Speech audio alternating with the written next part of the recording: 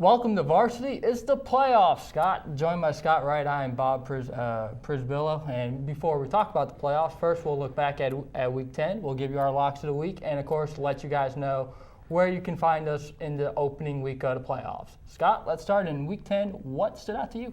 Well, it was the game that I was at. I was at UConn for Emma Memorial and UConn. UConn, didn't necessarily have a lot to play with other than a 9-1 record. But Emma Memorial came out and was very impressive in that football game, especially the second half. They fell behind in the first half, 21-7, and could have easily cashed it in at that point, knowing that it was going to be tough to come back from that at UConn and get themselves into the playoffs. But they didn't give up. Cameron Doolittle and Gavin Fouts, very impressive running the ball in the second half. Didn't even try to throw the ball once in the second half, and were able to run the ball and make big plays and go ahead to that victory. It was in a do or die situation. It was really fun to watch. I'm going to stay in Edmond because I also saw another really good game involving one of their teams. It was Deer Creek and Ada, and it was one of those games where both teams had a lot to play for. The winner finished third in the district, and the loser placed fourth. And I got to see Alex Christensen pull off an incredible performance. His number was called time and time again. He never disappointed. Rushed for over 240 yards and three touchdowns, and a 31-28 win that sends the Antlers to Ardmore, which is a lot better than having to go to MacArthur. Now, Scott, looking at this first week of the playoffs, what are you looking for?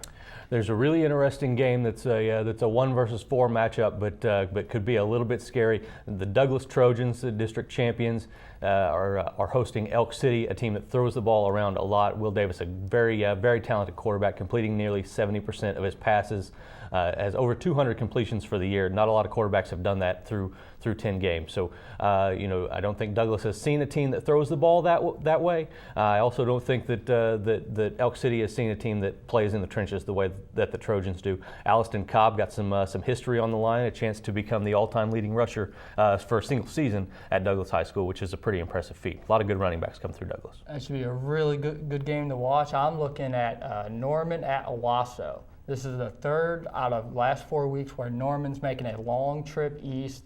Coach Greg Nation doesn't think it's going to be a problem, and he doesn't believe in moral victories. They played Broken Arrow tough. They picked off Sawyer Cole Morgan of Jenks for the first time this season, but Nation does not believe in moral victories. This is a chance for the Tigers to go out on the road and show they can get the job done.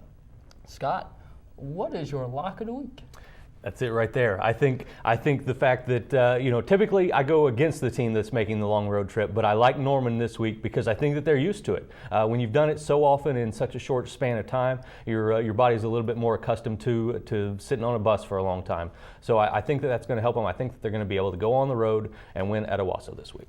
And I'm actually going to go to your neck of the woods, and I'm picking Mustang to beat Lawton Ike. I know Mustang gave up 52 points last week. That's definitely a concern, but I also understand they didn't have much to play for.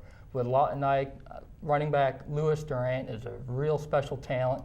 Not sure how the health of quarterback Adrian McDonald is going to be, and I like the Broncos to bounce back and pick up the win.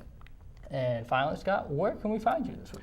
I will be at UConn again this week. They've got Edmond North coming in, a 2 versus 3 matchup. It's been a long time since there's been a playoff game played at Miller Pride Stadium. I know that stadium is going to be packed. They're going to be really ready for some good football out there. I've got my playoff beard going. I'm ready. I'm fired up.